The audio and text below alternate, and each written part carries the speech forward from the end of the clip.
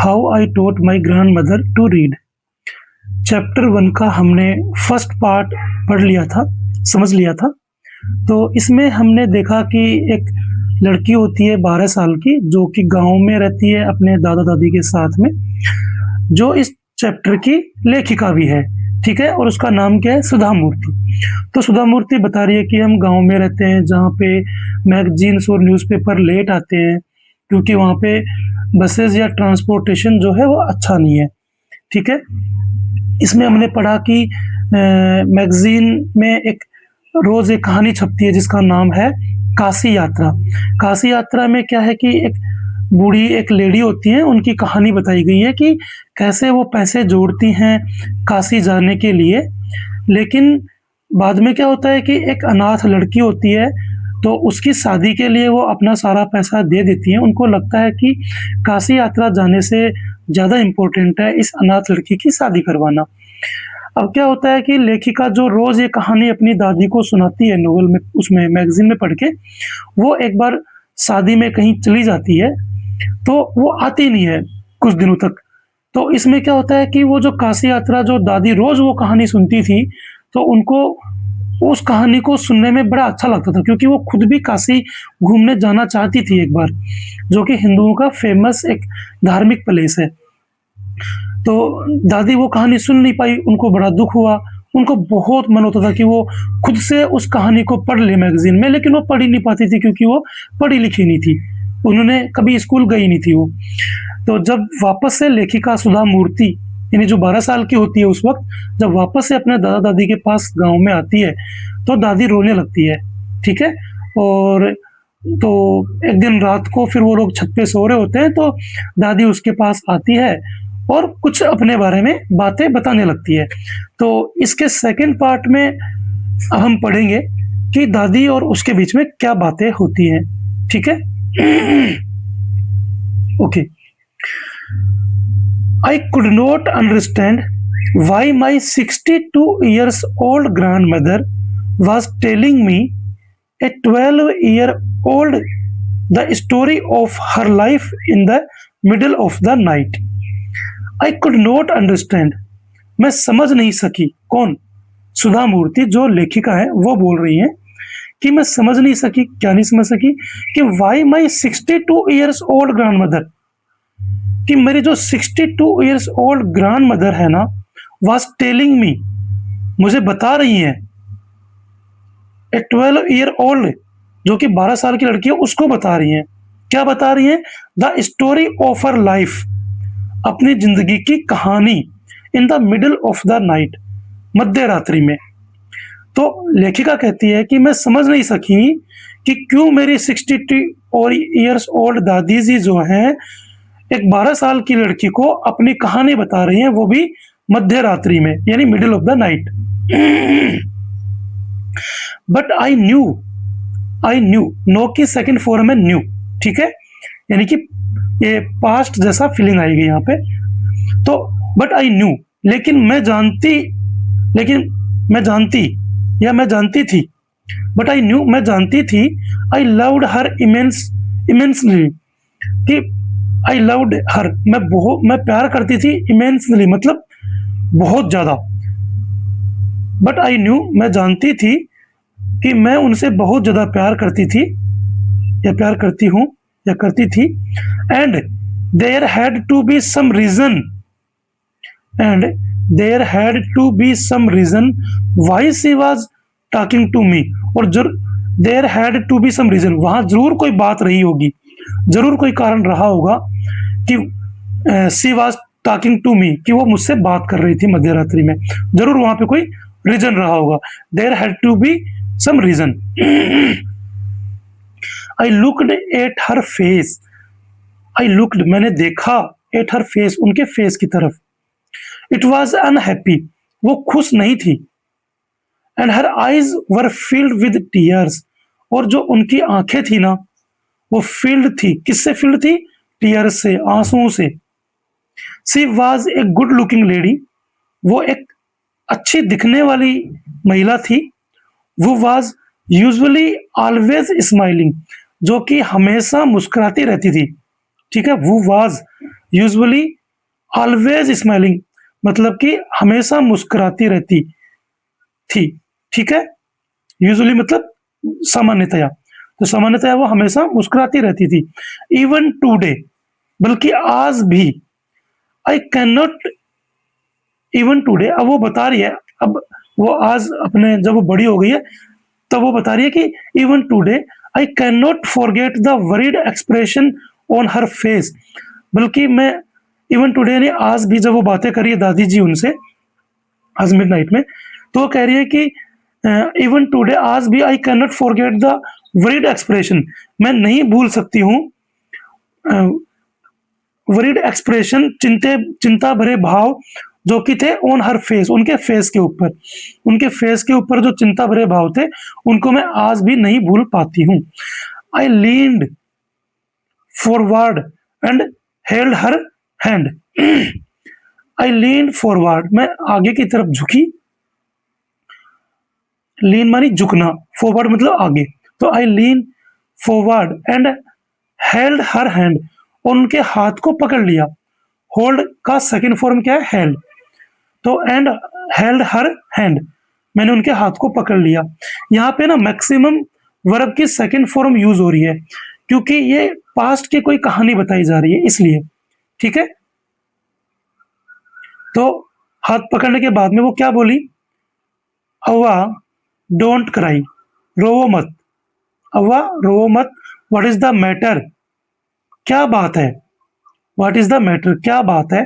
Can I help you in any way, क्या मैं आपकी किसी तरीके से मदद कर सकती हूँ? एनी वे मतलब किसी तरीके से, तो कैन आई हेल्प यू, क्या मैं आपकी मदद कर सकती हूँ? इन एनी वे, किसी भी तरीके से। Yes I need your help, दादी जी बोलती हैं अभी, yes I need your help, हाँ मुझे तुम्हारी हेल्प की जरूरत है। यू नो, तुम जानती हो। व्हेन यू वर अवे, तुम जानती हो, मतलब वो थोड़ा सिर्फ, मतलब वो अलग तरीके से बोल रही है। You know when you were away, तुम जानती हो जब तुम दूर थी। कर्मावीरा केम एज यूजुअल, कर्मावीरा उस मैगजीन का नाम है जिसमें वो काशी यात्रा कहानी छपती थी। तो दादी जी बोलती है तुम जानती हो जब तुम दूर थी, you were away, Karmaveera came as usual, Karmaveera जो मैगजीन है वो हमेशा की तरह आती थी, ठीक है। आई ओपन द मैगजीन, मैं मैगजीन को ओपन करती थी। आई सा द पिक्चर, मैं फोटो देखती थी। That accompanies the story of Kashi Yatra, Kashi यात्रा के साथ में जो पिक्चर्स लगी आती थी मैं उनको देखती थी, ठीक है। एकम्पनीज मतलब अकम्पनीज द स्टोरी, मतलब स्टोरी के साथ में लगी हुई, अकम्पनीज मतलब साथ में लगा होना, ठीक है। तो आई सा the picture that accompanies the story of Kashi यात्रा कहानी के साथ में जो लगी पिक्चर्स आती थी मैं उनको देखती थी। And I could not understand, और मैं नहीं समझ सकती थी। एनीथिंग दैट वाज रिटन, जो भी कुछ लिखा हुआ था, एनीथिंग जो भी कुछ दैट वाज रिटन लिखा हुआ था। मेनी टाइम्स, बहुत बार।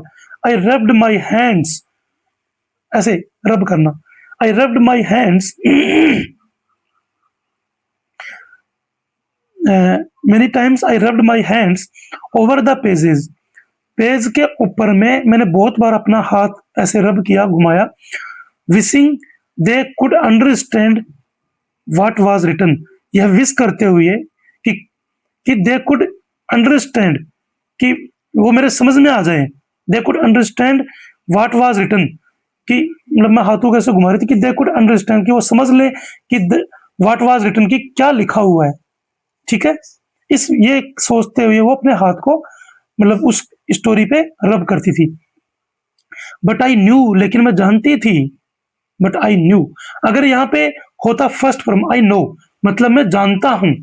अब यहाँ पे सेकंड फॉर्म आ गई न्यू, तो मैं जानती थी। बट आई न्यू, मैं जानती थी। इट वॉज नॉट पॉसिबल, कि ये पॉसिबल नहीं है कि हाथ को रब करें और हम वो चीज को समझ जाएं। If only I was educated enough, लेकिन मैं इट वॉज नॉट पॉसिबल, मैं जानती थी it was not possible. If only, एक तरीका था, if only I was educated enough, अगर मैं पढ़ी लिखी होती तो, अगर मैं एजुकेटेड एनफ, अगर मैं एनफ मतलब जितना पढ़ने के लिए चाहिए उतना पढ़ी लिखी होती, उसको बोलते हैं एजुकेटेड एनफ, तो मैं वो समझ सकती थी। मतलब I waited, eagerly I waited eagerly for you to return. I waited eagerly, मैंने उत्सुकता से या बेचैनी के साथ तुम्हारा वेट किया, फॉर यू तुम्हारे लिए वेट किया, टू रिटर्न वापस आने का, कि तुम्हारे वापस आने का मैंने बेचैनी से या उत्सुकता से वेट किया। I felt you would come early and read for me. I felt मैंने महसूस किया, यू वुड कम अर्ली तुम जल्दी आओगी, एंड रीड फॉर मी और मेरे लिए ये कहानी पढ़ोगी, रीड फॉर मी और मेरे लिए पढ़ोगी। I even thought of going to the village. I even thought बल्कि मैंने ये भी सोचा, आई इवन थॉट मैंने ये भी सोचा, of going to the village कि गांव में जाऊं, गांव में जाने का भी सोचा, ठीक है, of going to the village मैंने गांव में जाने का भी सोचा, and asking you to read for me and ask ओ, मतलब जहां पे लेखिका गई थी ना सुधा मूर्ति, ये कह रही है कि I even thought of going to the village, मतलब जहां तुम थी वहां पे उस गांव में मैंने जाने का भी सोचा, एंड आस्किंग यू और तुमसे कहूं कि टू रीड फॉर मी कि मेरे लिए पढ़ो ये कहानी, ठीक है, वहां जाकर के भी। अब फिर लिखा है आई कुड, सॉरी, तो I even thought of going to the village मैंने गांव में जाने की भी सोची, एंड आस्किंग यू और तुमसे कहूं टू रीड फॉर मी कि मेरे लिए ये कहानी पढ़ दो। आई कुड आगे क्या लिखा है देखते हैं।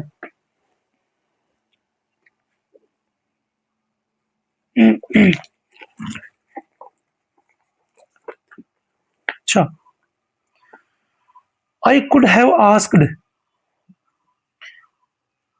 I could have asked somebody in this village, मैं यहाँ गांव में भी, इन दिस विलेज यानी इस गांव में भी, I could have asked somebody मैं किसी से पूछ सकती थी या कह सकती थी पढ़ने के लिए, but I was too embarrassed to do so. I was too embarrassed, embarrassed मतलब शर्म महसूस करना, ठीक है, शर्मिंदगी महसूस करना, but I was too embarrassed to do so यानी ऐसा करने में मुझे शर्म आ रही थी, शर्मिंदगी महसूस हो रही थी, ठीक है, टू डू सो मतलब ऐसा करने में। आई फेल्ट वेरी, थोड़ा सा इसको सही कर लेते हैं, okay, I felt very dependent and helpless, यानी आई फेल्ट मैंने महसूस किया बहुत ज्यादा डिपेंडेंट, कि मैं दूसरों पे डिपेंडेंट हूँ मेरे कुछ काम करने के लिए, मुझे पढ़ना है तो कोई दूसरा ही मुझे कोई पढ़ करके सुना सकता है, मैं खुद से नहीं पढ़ सकती, इसीलिए उसको ऐसा लग रहा है कि आई फेल्ट वेरी डिपेंडेंट, मैंने महसूस किया कि मैं दूसरों पे निर्भर हूँ बहुत ज्यादा, एंड हेल्पलेस और असहाय हूँ। We are well off, well off का मतलब होता है जिसके पास मतलब कि अच्छा मतलब पैसा वैसा हो और सारे साधन घर में मौजूद हो, ठीक है, वी आर वेल ऑफ हम अच्छे हैं, सब मतलब अच्छे सेटल हैं, बढ़िया पैसा है, सब कुछ है, but what use is money when I can not be independent, यानी व्हाट यूज इज मनी उस पैसे का क्या यूज, क्या फायदा, जब मैं when I can not be independent जब मैं स्वतंत्र नहीं हूं, स्वतंत्र नहीं हूं मतलब कि मुझे दूसरों की जरूरत पड़ रही है, किसी भी काम के लिए पढ़ना है तो दूसरे चाहिए, कहीं जाना है तो कोई और लेके जाए क्योंकि मैं जानती नहीं हूँ रास्ते कैसे हैं, पढ़ी लिखी नहीं हूँ, किसी से बात नहीं कर सकती हूँ, है ना। तो when I can not be independent कि जब मैं स्वतंत्र ही नहीं रह सकती, मतलब दूसरों पे मैं निर्भर हूं, तो उस पैसे का क्या फायदा।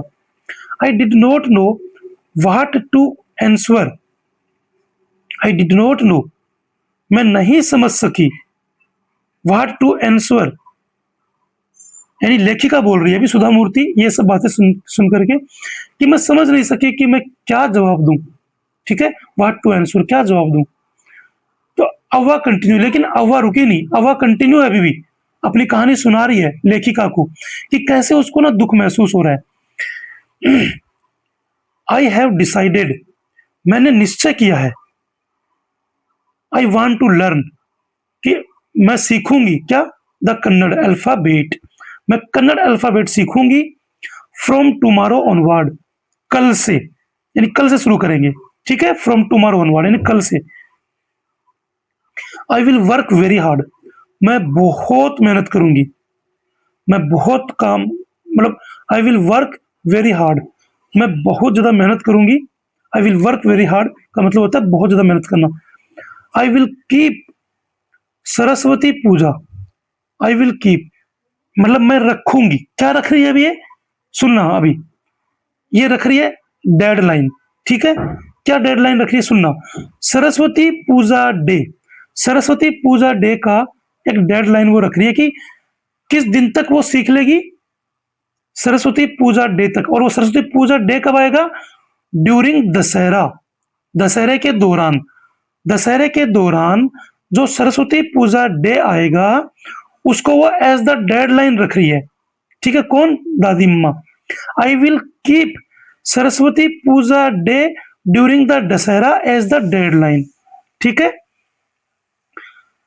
That day I should be able to read, that day उस दिन, सरस्वती पूजा डे वाले दिन, आई शुड बी मैं एबल, मैं सक्षम हो जाऊंगी, आई शुड बी एबल मतलब, एबल मतलब कि समर्थ हो जाना, सक्षम हो जाना, है ना।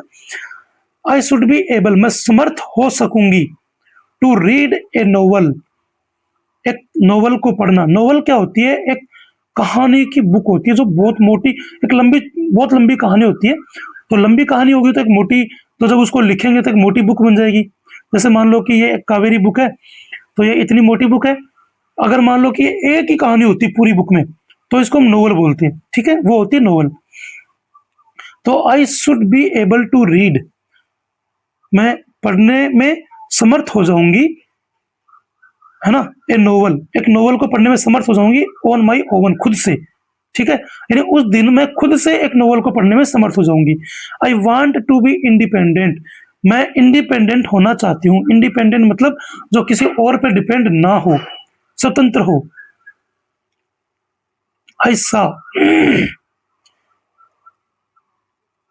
आई सा the determination on her face, मैंने उनके, आई सा मैंने देखा, ऑन हर फेस उनके फेस पे क्या देखा, डिटर्मिनेशन यानी दृढ़ निश्चय।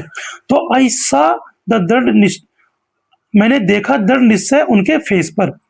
Yet I laughed at her, है ना, फिर भी, येट मतलब फिर भी, आई लाफ्ड मतलब मैं हंसी, एट हर उनके ऊपर, फिर भी मैं उनके ऊपर, मुझे हंसी आ गई, ठीक है, तो वो हंस दी उनके ऊपर।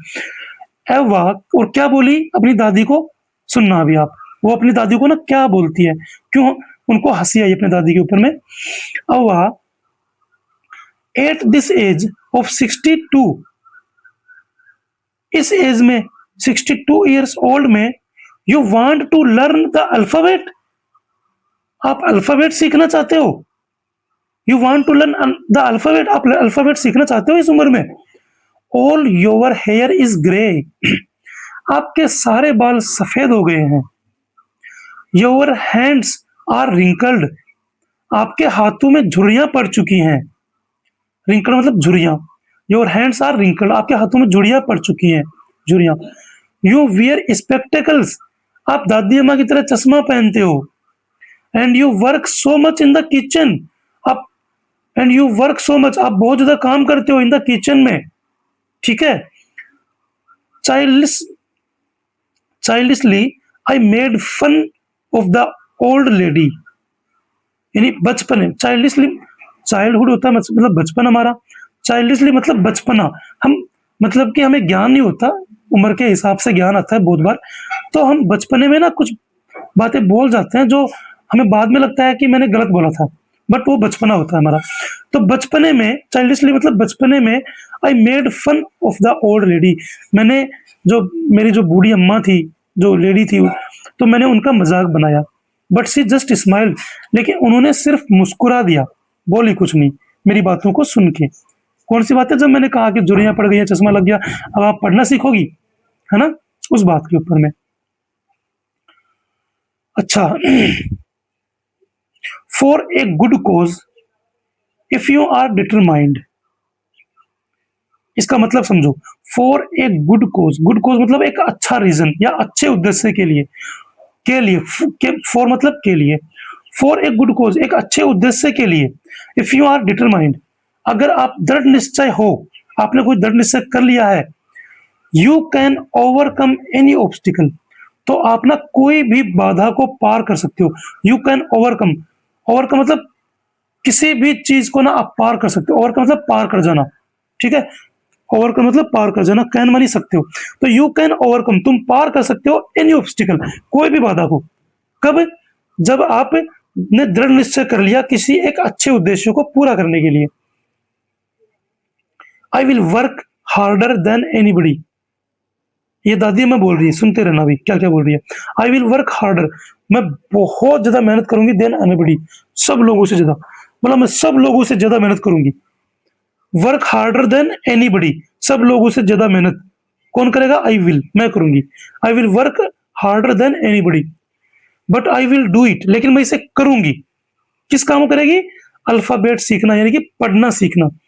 For learning there is no age bar, for learning, सीखने के लिए, फॉर मतलब के लिए, लर्निंग मतलब सीखना, तो सीखने के लिए, फॉर लर्निंग मतलब सीखने के लिए, देयर इज नो एज बार, वहां कोई कोई एज बार नहीं होता, ठीक है ना। Okay, the next day onward, अगले दिन से। नेक्स्ट डे ऑनवर्ड का मतलब होता है अगले दिन से। आई स्टार्टेड माई ट्यूशन, मैंने मेरा ट्यूशन शुरू किया, मतलब पढ़ाना शुरू किया। और अव्वा वाज ए वंडरफुल स्टूडेंट, जो अव्वा थी दादी जी, वो उनको वंडरफुल स्टूडेंट लगी, मतलब ऐसा बच्चा जो बहुत, जिसमें सीखने की बहुत ज्यादा ललक हो, ठीक है, उसको बोलते हैं wonderful student. Okay, the amount of homework,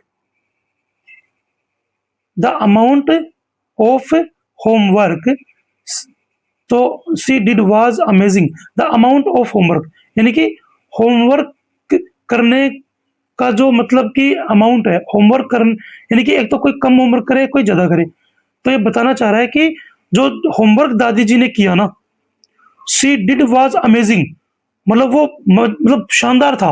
मतलब दादी जी ने जो होमवर्क किया, मतलब वो बहुत ज्यादा किया। कहने का मतलब ये हुआ कि जितना होमवर्क मिलता वो उससे भी मतलब तगड़ा करके दिखाती, मतलब ठीक है। तो the amount of homework she did was amazing, उसने बहुत अच्छा होमवर्क करके दिखाया, मतलब ठीक है, बहुत अच्छा होमवर्क किया। शी वुड रीड, वो वह पढ़ती थी, ठीक है। रिपीट, दोहराती थी। राइट, लिखती थी।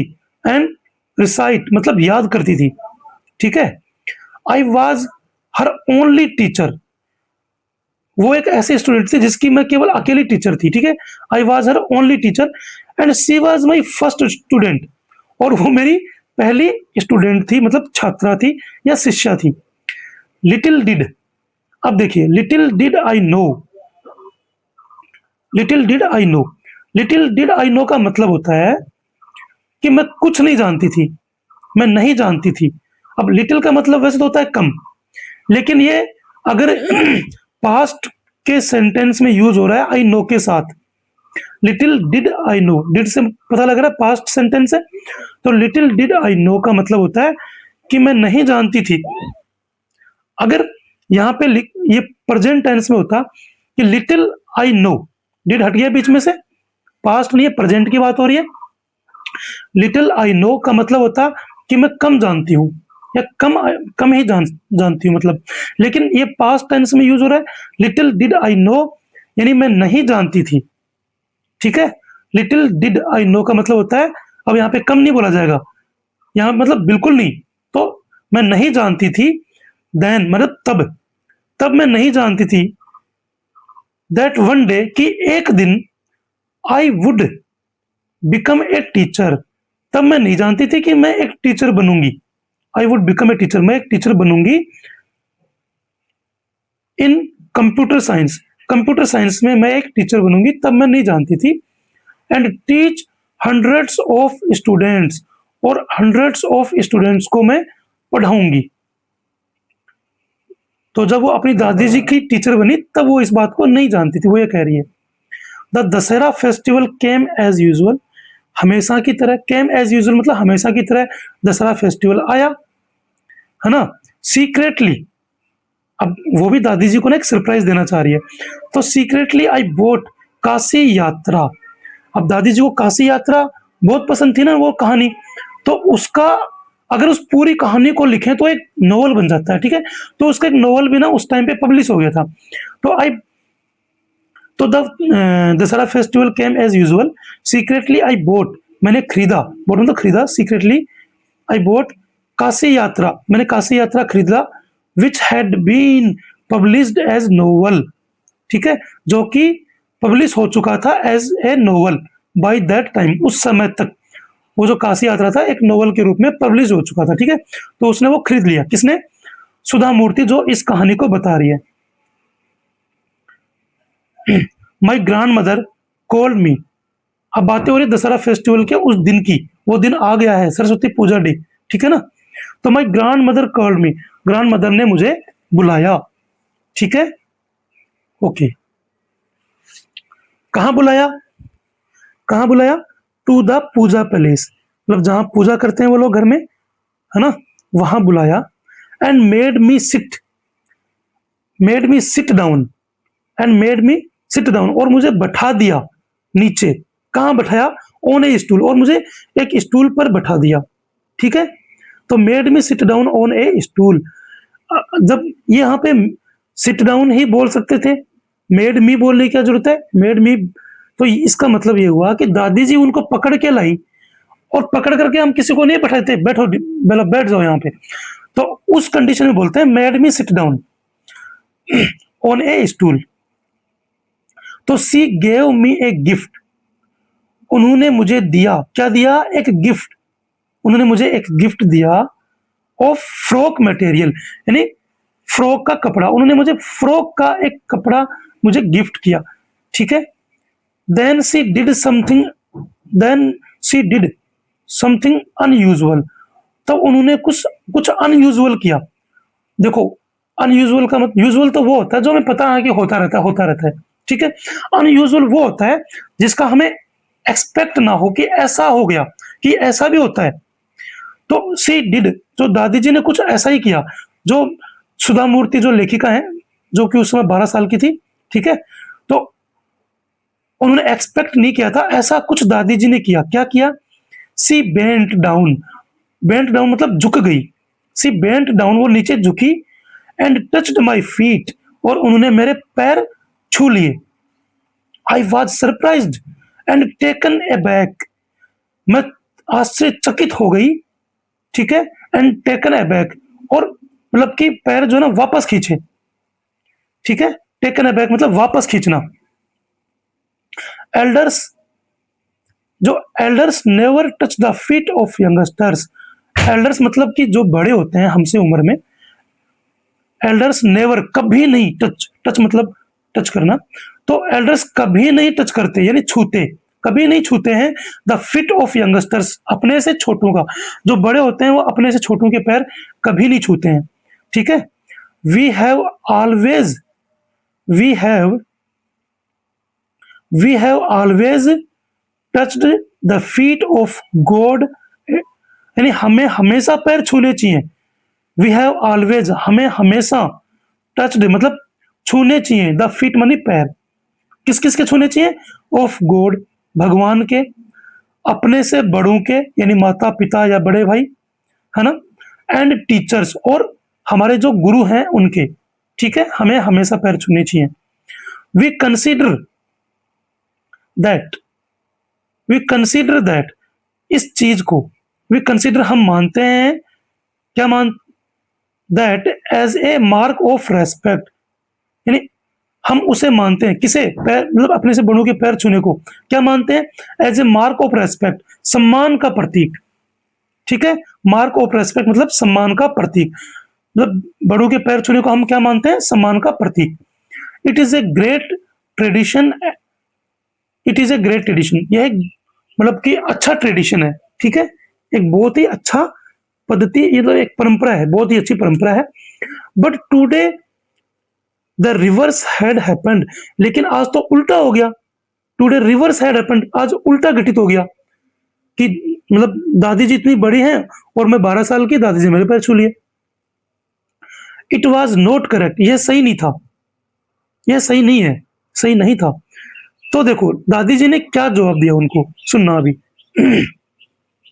ये काम की बात है, सुनना। सी सेड, दादी जी ने कहा, आई am touching the feet of a teacher, मैं एक टीचर के पैर छू रही हूं। आई एम टचिंग, छू रही हूं, the feet of a teacher, ठीक है, मैं एक टीचर के पैर छू रही हूं। नॉट माई ग्रैंड डॉटर, ना कि मेरी पोती के। मैं इस वक्त जो दादी जी हैं वो उस वक्त एक टीचर समझ के ट्रीट कर रही हूं उनको, ठीक है।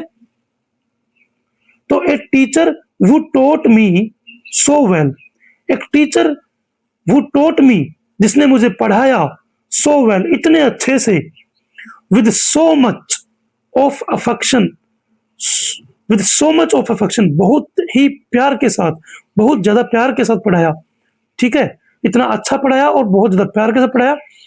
दैट आई कैन रीड, जिससे क्या हुआ, I can read any novel, मैं कोई भी नोवेल रीड कर सकती हूँ, पढ़ सकती हूँ, ठीक है, कॉन्फिडेंटली, पूरे आत्मविश्वास के साथ, इन सच ए शॉर्ट पीरियड, बहुत ही छोटे टाइम में, क्योंकि बहुत छोटे टाइम में उसने उसको ये सिखाया था ना। तो वो कह रही हैं कि एक टीचर, मैं मेरी ग्रैंड डॉटर के पैर नहीं छू रही, मेरी मतलब oh sorry, I am touching the feet of a teacher, मतलब मैं एक टीचर के पैर छू रही हूँ, नॉट माई ग्रैंड डॉटर, पोती के नहीं। और वो टीचर कैसा है, एक ऐसा टीचर वो टॉट मी सो वेल, जिसने मुझे बहुत अच्छे से पढ़ाया, विद सो मच अफेक्शन, बहुत ही प्यार के साथ, दैट आई कैन रीड, जिससे मैं रीड कर सकती हूँ एक नोवेल कॉन्फिडेंटली, ठीक है, और वो भी इन सच ए शॉर्ट टाइम पीरियड, और इतने छोटे टाइम पीरियड में। नाउ आई एम इंडिपेंडेंट, अब मैं स्वतंत्र हूं। स्वतंत्र कैसे, कि वो अब अकेली पढ़ सकती है कोई भी नोवेल, कुछ भी, ठीक है, किसी से बात कर सकती है कन्नड़ में सही ढंग से, अच्छे से, है ना, और कहीं पे कुछ भी लिखा है तो खुद से पढ़ सकती है। पढ़ने के मामले में वो अब स्वतंत्र हो गई है। It is my duty to respect a teacher, तो यह मेरा कर्तव्य है, माई ड्यूटी मतलब मेरा कर्तव्य, इट इज माई ड्यूटी, यह मेरा कर्तव्य है, टू रेस्पेक्ट ए टीचर, एक टीचर को रेस्पेक्ट देना। इज इट नॉट, अब यहां देखो, जब भी कोई हेल्पिंग वर्ब कोई सेंटेंस के शुरू में लगती है ना, तो वो समझ लो कि वो क्वेश्चन प्रश्नवाचक सेंटेंस होता है, मतलब क्वेश्चन वाला, ठीक है, क्वेश्चन वाला सेंटेंस बन जाता है वो। इज इट नॉट, क्या यह नहीं है, written in over, is it not written, क्या यह लिखा हुआ नहीं है, इन ओवर स्क्रिप्चर्स, स्क्रिप्चर्स होते हैं मतलब हमारे शास्त्र। तो वो कह रही है कि इज इट नॉट रिटन, क्या यह लिखा हुआ नहीं है, इन ओवर स्क्रिप्चर्स, हमारे शास्त्रों में, कि बोला क्या यह हमारे शास्त्रों में नहीं लिखा हुआ, that a teacher should be respected, कि एक टीचर को ना हमेशा रेस्पेक्ट करनी चाहिए, एक टीचर की हमेशा रेस्पेक्ट करनी चाहिए, ठीक है,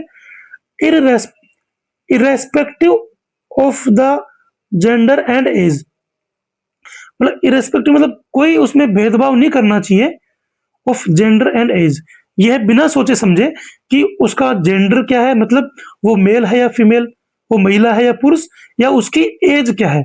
बोला ये बिना सोचे समझे कि हमारे टीचर की उम्र क्या है, वो महिला है या पुरुष, यह बिना सोचे समझे या ये बिना भेद किए हमें एक टीचर का हमेशा रेस्पेक्ट करना चाहिए, ऐसा हमारे शास्त्रों में लिखा हुआ है, ठीक है।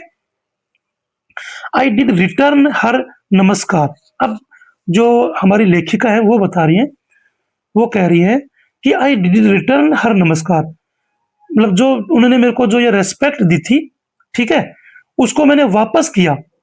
आई डिड रिटर्न हर नमस्कार, मैंने उनके नमस्कार को वापस किया। कैसे वापस लौटाया, बाई टचिंग हर फीट, उनके पैर छूकर, एंड उन्होंने मतलब लेखिका ने अपने दादी जी के पैर छुए, एंड गेव माई गिफ्ट, और जो उन्होंने नोवेल खरीद के लाई थी ना, तो आई गेव माई गिफ्ट, और उनको मैंने मेरा गिफ्ट दिया, टू माई फर्स्ट स्टूडेंट, मेरे पहले शिष्या को, ठीक है, मैंने उनको पैर छुए, क्योंकि अब इनकी बारी थी ना कि वो अपनी दादी जी को रेस्पेक्ट दे। उन्होंने तो टीचर वाला रेस्पेक्ट कर दिया उनका, लेकिन भाई वो उनकी दादी जी थी, तो उन्होंने भी क्या करा, उनको उनका जो नमस्कार था या जो उन्होंने किया उसको वापस लौटाया।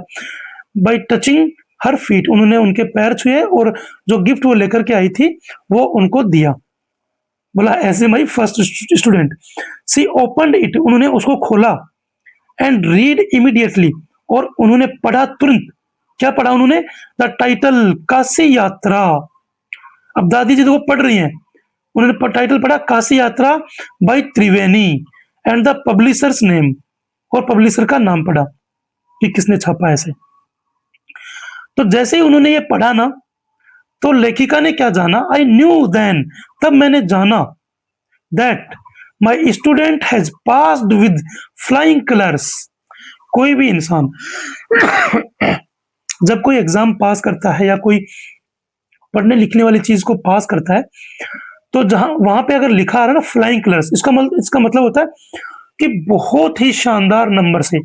फ्लाइंग कलर्स का मतलब होता है बहुत ही शानदार तरीके से या बहुत ही शानदार नंबर से। तो आई न्यू देन, मैंने आई न्यू मतलब मैंने जाना, देन मानी तब, तो आई न्यू देन तब मैंने जाना, दैट मानी कि माई स्टूडेंट हैज पास्ड, कि मेरा जो स्टूडेंट है ना, या मेरी जो छात्रा है, मेरा जो शिष्य है, वो पास हो गया है विद फ्लाइंग कलर्स, बहुत ही शानदार तरीके से, बहुत ही शानदार नंबर से।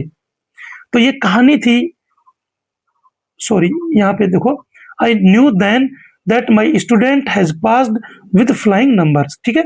तब मैंने जाना कि मेरे जो स्टूडेंट है वो बहुत ही शानदार नंबर से पास हो गया है। लेखिका का नाम नीचे लिखा है सुधा मूर्ति। तो ये थी कहानी सुधा मूर्ति की, जब वो 12 साल की थी और उनकी दादी जी के साथ उनकी लाइफ में जो घटना घटी, उन्होंने वो घटना आप लोगों के साथ में शेयर की। तो इस कहानी से शिक्षा ये मिलती है कि हमें लाइफ में ना पढ़ना लिखना जरूर चाहिए। जरूरी नहीं है कि हम नौकरी के लिए ही पढ़े, लेकिन हमें पढ़ना लिखना बहुत जरूरी है, ताकि हम इस समाज में आगे बढ़ सके, लोगों से हम बातें कर सकें, हम कहीं भी जाएं तो इंडिपेंडेंट होके जा सकें, ठीक है। पढ़ने लिखने, अगर हम पढ़े लिखे हैं तो कोई भी हमें बेवकूफ नहीं बना सकता, कोई भी हमें अपने तरीके से नहीं समझा सकता, क्योंकि हम पढ़े लिखे हैं, हम खुद भी समझ सकते हैं। तो ये कहानी हमें यही सिखाती है। अभी नेक्स्ट जो वीडियो आएगा उसमें हम इस चैप्टर के पूरे क्वेश्चन आंसर बहुत ही आसान तरीके से समझेंगे, ठीक है। तब तक के लिए बाय, टेक केयर, और बेटा अपने ध्यान रखो अच्छे से और बढ़िया से पढ़ाई करो। जो समझ में ना आए आप लोग कमेंट्स में लिख दो, ताकि नेक्स्ट वीडियो में ना मैं उस चीज को ना जरूर से कवर करूंगा, ठीक है। ओके।